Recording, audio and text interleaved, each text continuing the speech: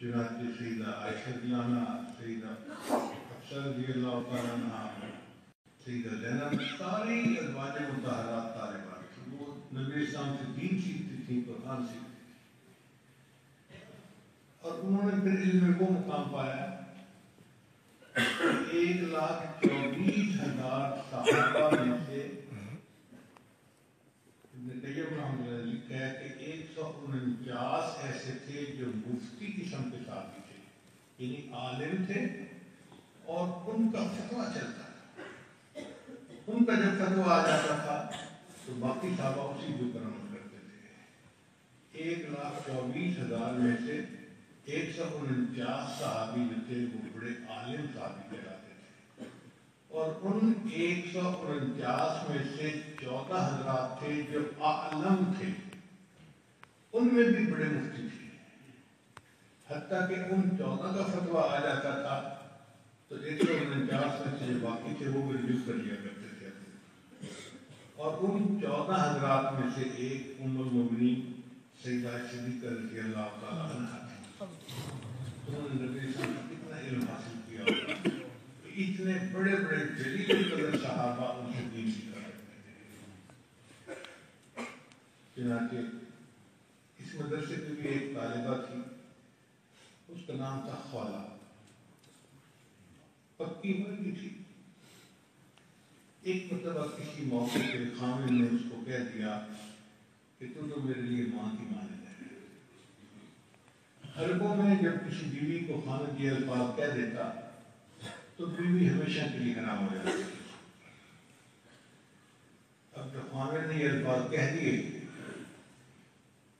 تو خولا جو ہے نبی اسلام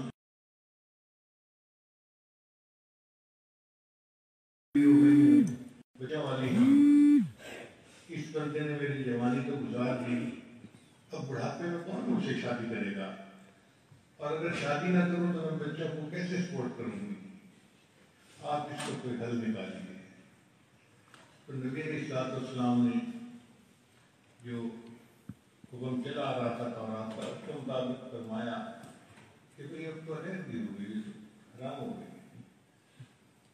اب اس نے دوبارہ یہ بات کی، جب تو 3 دفعہ اس نے بات دہرائی اور نبی علیہ السلام نے فرمایا کہ نہیں طلاق ہو گئی، تو وہ سمجھی کہ ہائی کورٹ کا فیصلہ تو میرے خلاف آ گیا ہے، اب مجھے سپریم کورٹ کی طرف رجوع کرنے کی ضرورت ہے۔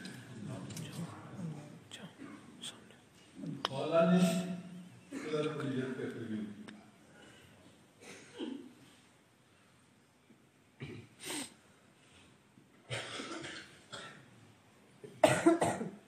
سیدہ صدیقہ فرماتی ہیں کہ میں قریب ہی بیٹھی اپنے بالوں میں کنگھی کر رہی تھی اور میں اس کی آواز سن رہی تھی، مگر کچھ سمجھ آتی تھی، کوئی بات سمجھ نہیں آتی تھی، وہ اتنا آہستہ بول رہی تھی، اور میں اس بات پہ حیران ہوں کہ میں قریب بیٹھی جس کی بات نہیں سن رہی تھی، اللہ نے 7 آسمانوں کے اوپر اس کی بات کو سن لیا۔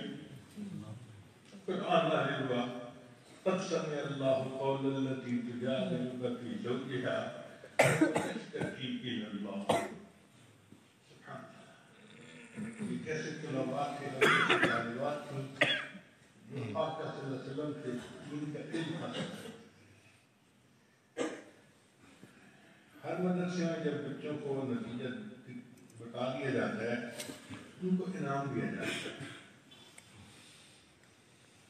سند دی جاتی ہے، ویسے بھی انعام دیا جاتا ہے۔ اللہ رب العزت نے بھی ان کو نتیجہ بتا دیا کہ یہ پاس ہو گئے اور ان کے دلوں میں تقویٰ موجود تھا، اور پھر اللہ نے ان کو ایسا انعام دیا کہ جو انعام دنیا میں کسی کو نہیں ملا ہوگا۔ اللہ فرماتے ہیں رضی اللہ عنہم ورضوا، اللہ ان سے راضی ہو گیا اور یہ اللہ سے راضی ہو گئے۔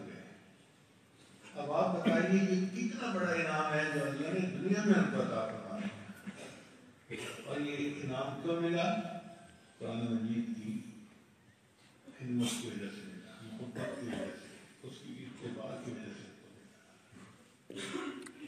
ہر دور اور ہر زمانے میں جس بندے نے قرآن مجید سے محبت کی ہے اللہ نے اسے عزتیں بخشی. سیدنا عثمان ابن عفان فرمایا کرتے تھے ان اللہ یرفع بہذا الکتاب اقواما، اللہ تعالیٰ اس کتاب کے ذریعے قوموں کو بلندی عطا فرماتے ہیں.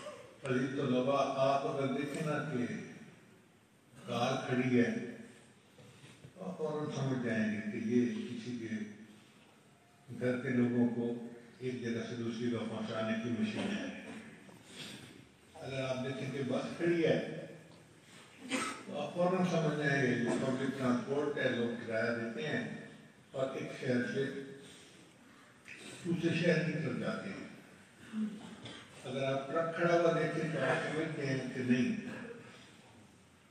یہ ایسی گاڑی ہے کہ جو ایک جگہ سے سامان اٹھا کر دوسرے شہر تک پہنچاتی ہے. گاڑی کو دیکھتے ہی پتہ چل جاتا ہے کہ اس کا کام کیا ہے. اور اگر آپ کسی جگہ کرین کھڑی دیکھیں تو فوراً سمجھ جاتے ہیں کہ یہ بھاری بھاری چیزوں کو نیچے سے اٹھا کر اوپر پہنچانے کے لیے بنی ہے، یہ کرین ہے. قرآن مجید فرقان حمید بھی ایسی ہی کتاب ہے کہ جو ذلت کے گڑھوں میں گرے ہوئے ہوتے ہیں ہم جیسے لوگ، یہ قرآن مجید ایسی کرین ہے، اس کو اس گڑھے سے اٹھاتی ہے اور اس کو اپنے رب کے قریب پہنچاتی ہے. جس بندے نے قرآن سے محبت پیدا کی اللہ نے اسے عزت دی. یہ دستور ہے. صحابہ کرام میں حضرت ابوبکر صدیق لانا قرآن کہنے میں سب سے آگے نکل گئے. اب آپ دیکھیے کہ صحابہ میں ویسے بھی درجہ سب سے اونچا لے گئے. خلیفہ اول سیدنا صدیق اکبر تھے. پھر حضرت عمر رضی اللہ تعالیٰ ان کی تو قرآن مجید کی ایسی محبت تھی کہ کان رائیہ موافقا لوحی والکتاب، ان کی رائے بھی قرآن مجید تعلیمات کے مطابق ہوتی تھی. ان کو اللہ نے بھی خلیفہ راشد بنایا. پھر عثمان غنی لانا تو عاشق قرآن تھے. قرآن مجید پڑھتے ہوئے ان کی شادی. پھر سیدنا علی رضی اللہ تعالیٰ تو ویسے ہی علم کے دروازے تھے. تو جو قرآن مجید کی محبت میں سب سے آگے بڑھے ہوئے تھے، اللہ نے صحابہ میں ان کو سب سے اونچا درجہ عطا فرمایا. آگے بھی یہی سلسلہ رہا ہے. چنانچہ امام اعظم ابو حنیفہ رحمۃ اللہ علیہ عاشق قرآن. حضرت شیخ الحدیث رحمۃ اللہ نے لکھا ہے کہ رمضان شریف میں 63 مرتبہ قرآن مجید پڑھا کرتے تھے. ایک مرتبہ دن میں، ایک مرتبہ رات میں. تو 30 ضرب 60 ہو گئے اور 3 قرآن مجید تراویح میں پڑھا کرتے تھے. تو 63 مرتبہ قرآن مجید رمضان شریف میں پڑھا کرتے تھے. اور امام شافعی رحمۃ اللہ علیہ بھی قرآن مجید کے عاشق تھے. اپنا واقعہ امام شافعی خود بیان فرماتے ہیں کہ میں مینا میں تھا، حج کیا تو مجھے ایک بوڑھا مل گیا. سلام کیا تو مجھے کہنے لگا کہ لڑکے تو میری دعوت کو قبول کر. میں نے بلا تکلف کہہ دیا ٹھیک ہے میں قبول کرتا ہوں. اس نے اپنی گٹی میں کچھ خشک روٹی کے ٹکڑے تھے، دسترخوان بچھا دیا اور ٹکڑے رکھ دیے. اپنا میں لو کھاؤ. میں نے بلا تکلف کھانا شروع کر دیا. اس نے میری طرف دیکھا اور کہنے لگا کہ لڑکے مجھے لگتا ہے کہ تم قریشی ہے. ہوں تو صحیح لیکن آپ کو کیسے پتہ چلا؟ اس نے کہا یہ قریشی لوگ ہیں نا، یہ دعوت دینے میں بھی بے تکلف ہوتے ہیں، قبول کرنے میں بھی بے تکلف ہوتے ہیں. فرماتے ہیں جب میں نے اس کی روٹی کے چند ٹکڑے کھا لیے تو میں نے پوچھا کہ آپ آئے کہاں سے ہیں؟ انہوں نے کہا میں تو مدینہ طیبہ سے آیا ہوں. تو امام شافعی رحمۃ اللہ فرماتے ہیں کہ میں نے دل میں سوچا کہ مدینہ طیبہ میں ایک بڑے محدث ہیں، ان کا نام ہے امام مالک، فقیہ بھی ہیں محدث بھی ہیں، ان کے بارے میں پوچھوں. تو میں نے ان کے بارے میں کچھ سوال پوچھے. اس نے مجھے سوال کا جواب دیا. پھر کہنے لگا کہ لڑکے تم اگر ان سے ملنا چاہتے ہو تو ایک ہمارا ساتھی بھورے اونٹ کے اوپر آیا تھا حج کرنے کے لیے، وہ فوت ہو گیا دوران حج. اب اس کا اونٹ خالی واپس گیا.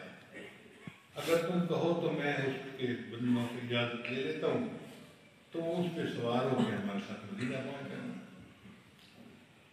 شاطر صاحب کا فرماتے ہیں کہ میں نے اچھا موقع سمجھا کہ مجھے سواری مل رہی ہے، قافلے کا ساتھ مل رہا ہے، تو میں بھی ساتھ چلے جاتا ہوں۔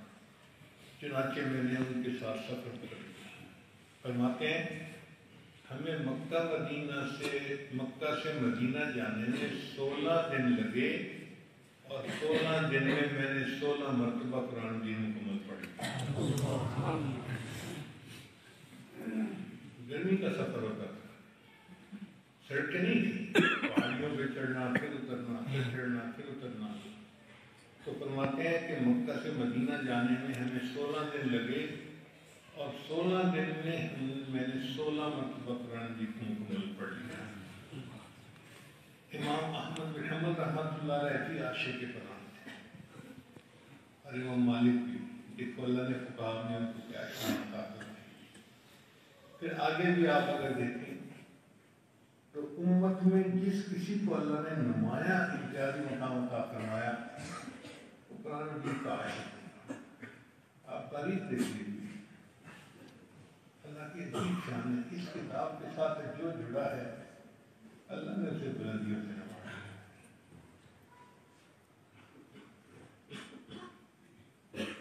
حضرت عمر رضی اللہ تعالیٰ عنہ جوانی میں بہت مضبوط شخصیت کے مالک تھے، پہلوان ٹائپ بنتے تھے۔ چنانچہ نبی علیہ السلام کو منع کیا کرتے تھے کہ عمر جب حجر اسود پہ جانا تو لوگوں کو دھکے مت دینا، تو مضبوط ہو، لوگوں کو تکلیف ہوگی۔ اور وہ بڑے جرأت والے تھے، اس لیے جب وہ ایمان لائے تو انہوں نے کہا کہ اللہ کے نبی صلی اللہ علیہ وسلم اب تک تو دار ارقم میں کنڈی لگا کے تعلیم دیتے رہے، نمازیں اندر پڑھتے رہے، اب عمر مسلمان ہو گیا ہے، لہذا اب چلے ہم حرم میں جا کے نماز پڑھتے ہیں، میں دیکھتا ہوں کون ہمیں روکتا ہے۔ یہ کوئی چھوٹی سی بات نہیں تھی، بہت بڑی بات تھی۔ چنانچہ حضرت حمزہ لانا بھی تھے، حضرت عمر لانا بھی تھے، اور یہ دونوں حضرات بڑے مضبوط اور بڑے کمی لوگ سمجھے جاتے ہیں۔ تلواریں ہاتھ میں لے لی اور عرض کیا اللہ کے وسلم آپ چلے، ہم آپ کے ساتھ ہیں۔ اور عمر لانا اعلان کرتے جا رہے تھے کہ جو چاہے کہ میری بیوی بیوہ ہو، میرے بچے یتیم ہو، وہ آج عمر کے مقابلے میں آ جائے۔ بات کی ضرورت نہیں تھی کہ آگے بڑھ کے کوئی اس چیلنج کو قبول کرتا۔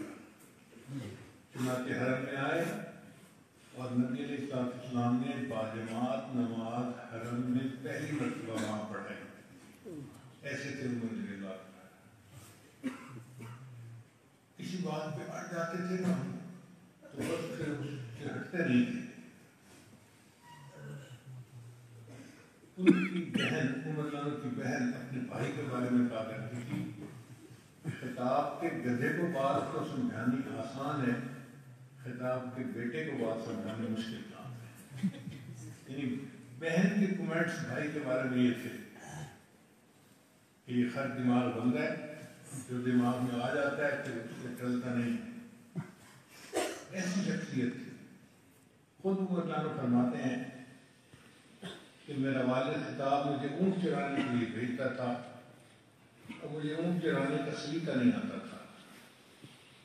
شام کو میرے اونٹ خالی پیٹ واپس گھر آتے تو میرا باپ خطاب مجھے کہا کرتا تھا، عمر تو بھی کیا زندگی گزارے گا، تجھے تو اونٹ چرانے کا طریقہ ہی نہیں آتا۔ تو ایسا بندہ کہ جس کو اونٹ چرانے کا طریقہ نہ آئے، بتائیے اس کی کیا صلاحیتیں ہوگی۔ ایک مرتبہ اپنے دور خلافت میں مکہ مکرمہ کی پہاڑی پہ جا رہے تھے، ایک جگہ ٹرن لیتے ہوئے رک گئے، فوج تھی پیچھے، بہت لوگ تھے، ہزاروں لوگ تھے، سب کھڑے ہو گئے۔ اب مدینہ مکہ مکرمہ کی اتنی گرمی اور لوگ دھوپ میں کھڑے ہیں، پسینے سے برا حال۔ کسی نے کہا امیر المومنین آپ یہاں کیوں کھڑے ہو گئے؟ آپ کی وجہ سے لوگوں کو دھوپ میں کھڑا ہونا پڑ رہا ہے اور مشقت میں ہے لوگ۔ تو مولا نے فرمایا اس وادی کو دیکھ رہا ہوں جہاں اسلام لانے سے پہلے میرا والد خطاب مجھے اونٹ چرانے کے لیے بھیجا کرتا تھا اور مجھے اونٹ چرانے کا سلیقہ نہیں آتا تھا، تو میرے اونٹ خالی واپس جاتے تھے خالی پیٹ، تو میرا باپ مجھے ڈانٹتا تھا، عمر تو کیا زندگی گزارے گا، تجھے تو جانور چرانے کا طریقہ نہیں آتا۔ میں اپنے اس وقت کو یاد کر رہا ہوں اور آج اس وقت کو دیکھ رہا ہوں جب اسلام اور قرآن کے صدقے اللہ نے عمر کو بھی نہیں بنا۔ تو قرآن مجید ایسے عزتوں میں اضافہ کرتا ہے۔ عمر لانوں کو جو فہم ملا، جو ذہانت ملی، جو علم ملا، وہ سب قرآن کے صدقے ہی تھا۔ تو قرآن مجید گرے ہوئوں کو اٹھانے کے لیے اللہ نے بھیجا ہے، اس سے محبت کے لیے۔ اور عجیب بات ہے کہ دنیا کی کوئی کتاب ایسی نہیں کہ جس کو کوئی یاد کر لے۔ اتنی بڑی کتاب، اتنی ضخیم کتاب، ہو سکتا ہے چند چھوٹے چھوٹے رسائل میں کوئی چیز ہو جس کو لوگوں نے یاد کر لیا ہو، مگر ان کو پڑھنے کو ان کا دل نہیں چاہتا، دو چار دفعہ پڑھ کے جی بھر جاتا ہے، کئیوں کا اشعار یاد کر لیتے ہیں فلاں فلاں کتاب سے، مگر پڑھنے کو ان کا اپنا دل نہیں کرتا۔ یہ قرآن مجید ایسی کتاب ہے کہ آپ نے اگر سینکڑوں دفعہ پڑھی ہے تو ہزاروں دفعہ پڑھنے کو دل چاہے گا، اور ہزاروں دفعہ پڑھنی ہے تو اس سے بھی زیادہ مرتبہ پڑھنے کو دل چاہے گا۔ جب بھی پڑھیں گے ایک نیا لطف ہوگا، ایک نیا مزہ ہوگا۔ قرآن مجید پڑھنے سے بندے کا دل نہیں کرتا، تھک جاتا ہے بندہ، جسم ہے نا، لیکن دل چاہتا ہے کہ پڑھتا رہوں پڑھتا رہوں پڑھتا رہوں۔ ایسا لطف آتا ہے، ایسا مزہ آتا ہے۔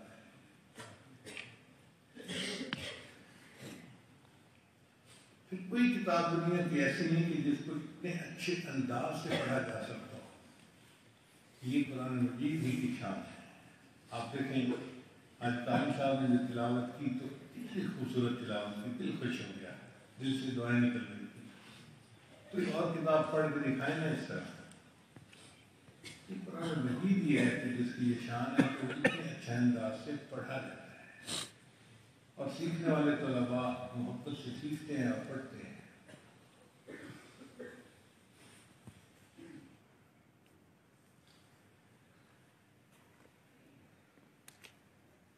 چنانچہ ہمارے قابل علماء دیوبند میں جن کو قرآن مجید سے نمایاں محبت تھی، اللہ نے ان کو نمایاں مقام دیا۔ حضرت شیخ الہند رحمۃ اللہ علیہ نے ایک نمایاں مقام پایا۔ علماء جانتے ہیں کہ ان کا قرآن مجید کے ساتھ کیسا گہرا تعلق تھا۔ پھر حضرت اختر تھانوی رحمۃ اللہ علیہ، اللہ نے ان کو دین کے ہر شعبے میں بہت نمایاں مختار عطا کیا، اور ان کی جو تفسیر بیان القرآن ہے وہ تو پڑھ کے دل خوش ہو جاتا ہے۔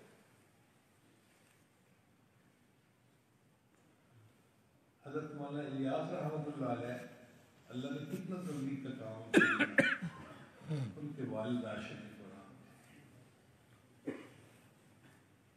پھر حضرت مولانا حسین مدنی رحمۃ اللہ علیہ عاشق قرآن تھے، اللہ نے کتنا ان سے حدیث کا کام کیا۔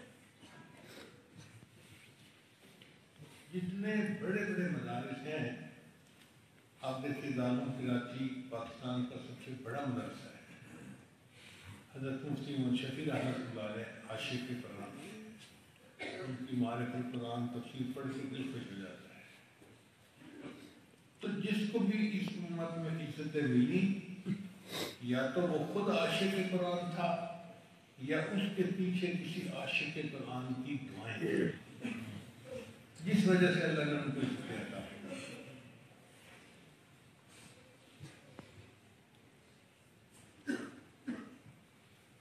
میرے شیخ جو تھے حضرت مرشد عالم رحمۃ اللہ علیہ، وہ عاشق قرآن تھے۔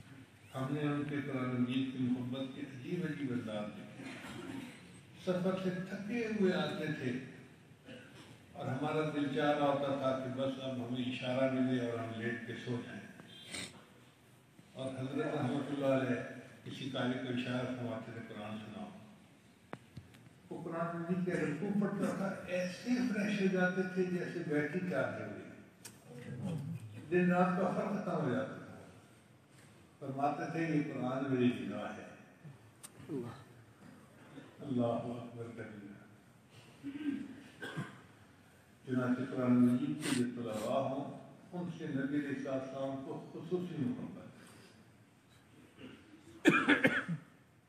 عبرانی رحمۃ اللہ فرماتے ہیں کہ ہم 3 دوست تھے، ابو شیخ، عبرانی اور ایک اور تھے. ہم تینوں مسجد نبی میں سبق پڑھا کرتے تھے، حدیث پڑھاتے. ہمارے پاس کھانا پینا ختم ہو گیا.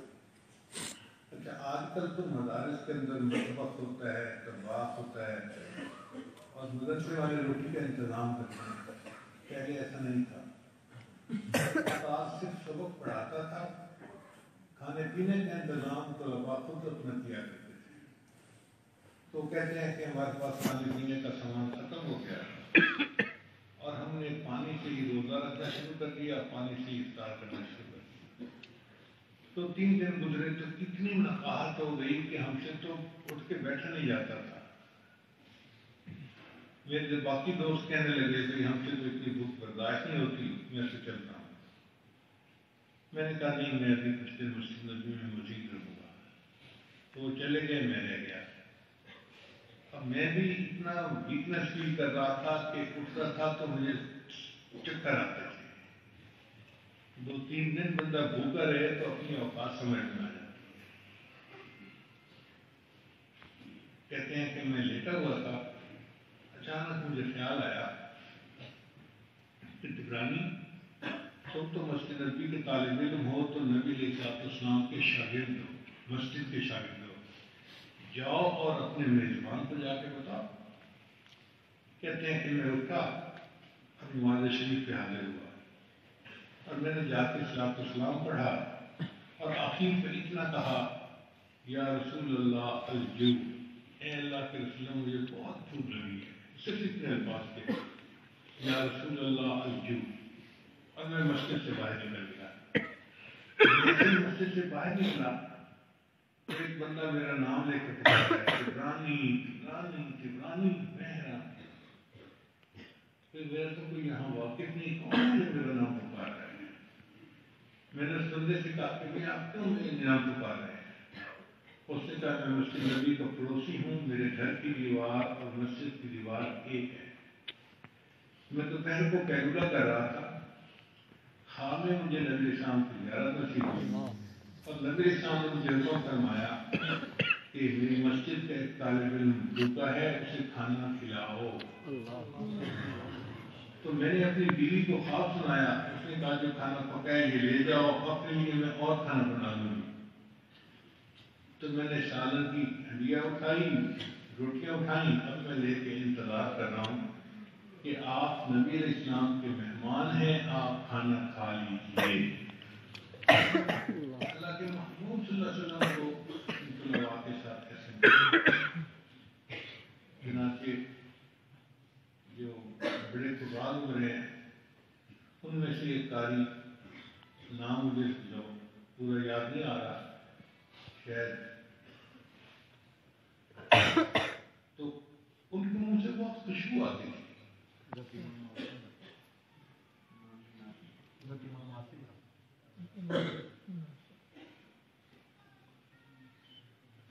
نام چونکہ مجھے بھی یاد نہیں آ رہا، اس لیے میں نام لینے میں جلد بازی نہیں کر رہا. تو بہرحال ان کے منہ سے بہت خوشبو آتی تھی.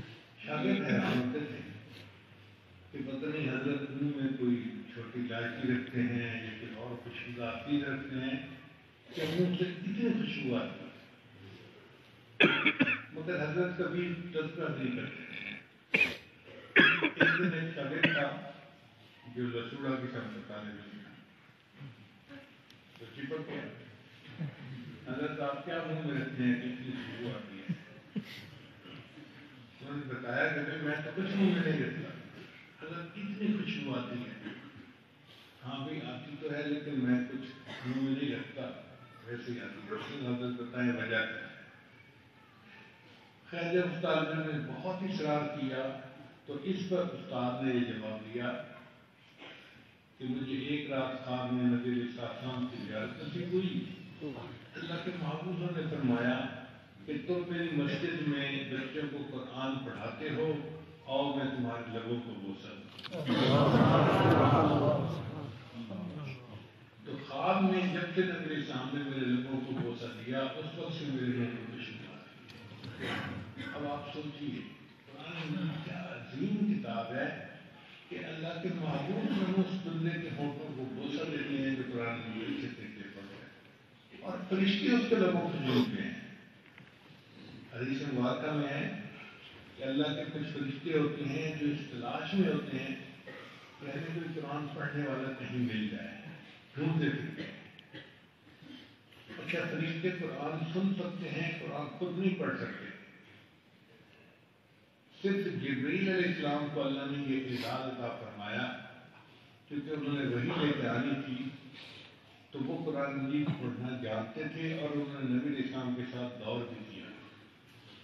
باقی فرشتے قرآن پڑھ نہیں سکتے، سن سکتے ہیں۔ اب جو بندہ خود نہ کر سکتا ہو کوئی دوسرا کرے تو بہت اچھا لگتا ہے۔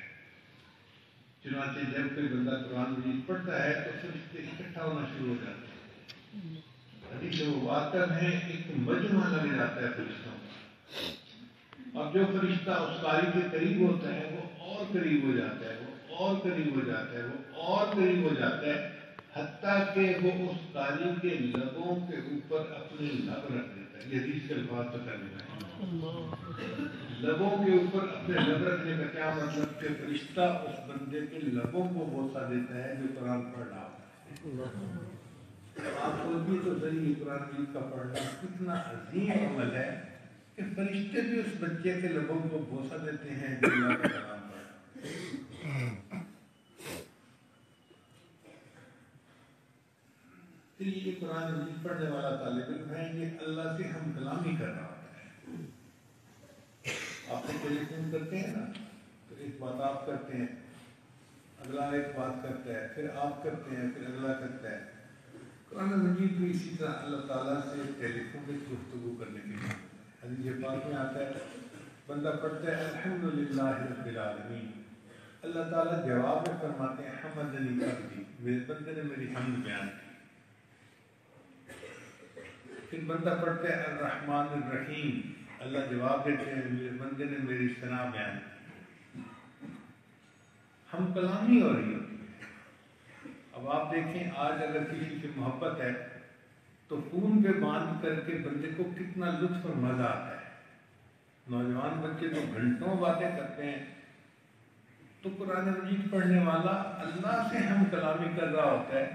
آپ سوچیں ان کا دل نہیں کرتا ہوگا کہ ہم تو گھنٹوں اپنے اللہ سے باتیں کرتے ہیں، اس لیے وہ ساری رات قرآن مجید کی تلاوت کرتے رہتے ہیں۔ تربیت الحفاظ کتاب میں نے یہ واقعہ پڑھا، نوجوان تھا، اس کی شادی ہو گئی، پہلی رات جب بیوی سے ملاقات ہوئی تو میاں بیوی نے ایک دوسرے سے سلام کیا، تو خامن نے کہا کہ ہم پہلے 2 رکعت نفل پڑھ لیتے ہیں، پھر آپس میں بات چیت کا آغاز کریں گے۔ وضو تھا دونوں کا، چنانچہ خامن نے 2 رکعت کی نیت باندھی اور بیوی نے پیچھے 2 رکعت کی اپنی نیت باندھی۔ اب وہ بچہ قرآن پڑھنا شروع کیا، پڑھتا رہا حتیٰ کہ فجر کا وقت ہو گیا۔ جب فجر کے وقت اس نے سلام پھیرا تو بیوی نے کہا آپ خود بھی ساری رات جاگتے رہے اور مجھے بھی آپ نے تھکا دیا، میں انتظار میں بیٹھی رہی۔ تو انہوں نے کہا کہ اچھا مجھے معاف کر دیں، میں نماز پڑھ کے آتا ہوں، پھر ہم ملاقات کریں گے۔ تو یہ نوجوان مسجد میں آ گیا فجر کی نماز پڑھنے کے لیے، اور فجر کی نماز پڑھی تو دوستوں سے ملاقات ہو گئی۔ نوجوان تو پھر آپ کو پتہ ہی ہے کہ آپس میں ایک دوسرے سے ہنسی مذاق اور بات چیت کرتے ہیں۔ تو نوجوانوں نے پوچھا سناؤ بھائی تم نے اپنی بیوی کیسے پایا؟ اب اس کی تو بیوی سے ملاقات ہی نہیں ہوئی تھی، اور جھوٹ بولنے کا زمانہ نہیں تھا، سچ بولتے تھے لوگ۔ اس نے صاف کہا کہ میری ملاقات نہیں ہوئی۔ تو دوستوں نے کہا تو کیسا مرد ہے، ساری رات گزار دی بیوی کے پاس اور تم نے بیوی کو دیکھا بھی نہیں، ہاتھ بھی نہیں لگایا۔ تو جب انہوں نے اس کو آگ دلائی نا تو وہ کہنے لگا کہ اللہ کی قسم میں نے تو 2 رکعت کی نیت باندھی تھی. جب قرآن مجید پڑھنا شروع کیا تو مجھے ایسا لطف آیا، میرے ذہن سے ہی بات نکل گئی کہ دلہن میرے انتظار میں بیٹھی. آپ سوچیے ان کو کیا لطف آتا ہوگا قرآن پڑھنے کا، کہ نوجوان کے ذہن سے ہی بات نکل گئی کہ دلہن میرے انتظار میں ہے، اور قرآن پڑھتے پڑھتے اس نے پوری رات اس طرح گزاری. اللہ کرے کہ قرآن مجید کی یہ سچی محبت ہمیں بھی نصیب ہو. قرآن مجید ایسی کتاب ہے جو قیامت کے دن اللہ کے سامنے بندے کی سفارش کرے گی. اس واقعہ میں ہے کہ قرآن مجید بہت جھگڑالو ہے، یعنی جو لاڈلا بیٹا ہوتا ہے نا وہ باپ سے جھگڑ کے بات بنواتا ہے. قرآن مجید بھی اللہ کا کلام ہے. یہ قیامت کے دن اللہ تعالیٰ سے کہے گا کہ یا اللہ یہ بندہ محبت سے مجھے پڑھتا رہا، اس نے مجھے یاد کیا اور یہ مجھے محبت کرنے والا ہے، کہ اللہ اس کو جنت عطا کر دیجیے، اور اس بندے کو جنت میں پہنچا کر رہے گا. اللہ کرے کہ قرآن مجید ہماری قیامت کے دن شفاعت کرنے والا بن جائے اور ہمیں اللہ تعالیٰ اپنے اس کلام کے خدام میں شامل فرمائیں. بہت عرصہ پہلے کی بات ہے، اس وقت بعد میرے بھی کیا ہوتے تھے. حضرت قاری احمد میاں تھانوی دعوت برکاتہم ہمارے شہر میں تشریف لاتے تھے. قرآن مجید کی مجلس ہوتی تھی، میں ان کی قرأت کا عاشق تھا. جہاں قرأت ہوتی تھی، جدھر بھی ہوتی تھی، میں پہنچ جاتا تھا اور مجھے ان کا قرآن مجید سننے کا لطف آتا تھا، مزہ آتا تھا. اور وہ بھی گھنٹوں پڑھتے تھے. ان کی بھی اس وقت جوانی کی عمر تھی اور اللہ نے ماشاءاللہ بڑی ہمت دی تھی. وہ بھی ایسے لگتا تھا کہ جب قرآن مجید پڑھتے تھے تو بس ایک دوسرے سے وہ کٹ جاتے تھے، ایک تار ان کی جڑ جاتی تھی اور ہم بھی اس کو بہت انجوائے کرتے تھے. اب وہ مدتیں گزر گئیں، لیکن جو تلاوت ہے اس کی سننے کی وہ آج بھی ابھی باقی ہے. تو حضرت سے میری ملاقات ہوئی جامعہ شرقیہ میں، تو حضرت نے بھی ان مجلسوں کو یاد کیا. پھر حضرت کو فرمایا کہ میرا دل چاہ رہا ہے کہ آپ ہمارے جامعہ میں تشریف لائیں. میں نے کہا میں تو سر کے بل چل کے آنے کو تیار ہوں، اس لیے کہ میں ان حضرات کا شاگرد ہوں. وہ کیسے؟ میرے شیخ کے حضرت سید حسین شاہ رحمۃ اللہ علیہ، وہ کراچی میں رہتے تھے اور میں اس زمانے میں یونیورسٹی میں انجینئرنگ کا اسٹوڈنٹ تھا. اور یونیورسٹی کے بالکل ساتھ بیگم پورہ ایک محلہ ہے، اس میں ایک مدرسہ ہے ضیاء العلوم، گلگت کے علماء تھے جو چلاتے تھے. تو میں وہاں شام کو کتابیں پڑھا کرتا تھا. تو میں نے حضرت شاہ صاحب سے پوچھا کہ حضرت مجھے مسائل پوچھنے کی ضرورت پیش آتی ہے، تو آپ مجھے فرمائے کہ میں کس سے مسئلہ پوچھ لیا کروں. تو حضرت نے مجھے فون پہ فرمایا کہ حضرت مفتی جمیل احمد تھانوی دعوت برکاتہم ان سے جا کے پوچھ لیا. اس سے پہلے میرا تعارف نہیں تھا، چنانچہ میں یونیورسٹی سے سائیکل اس وقت نکالتا تھا، لڑتا تھا اور جامعہ شرفی آتا اور حضرت سے پھر میں مسائل سیکھتا تھا.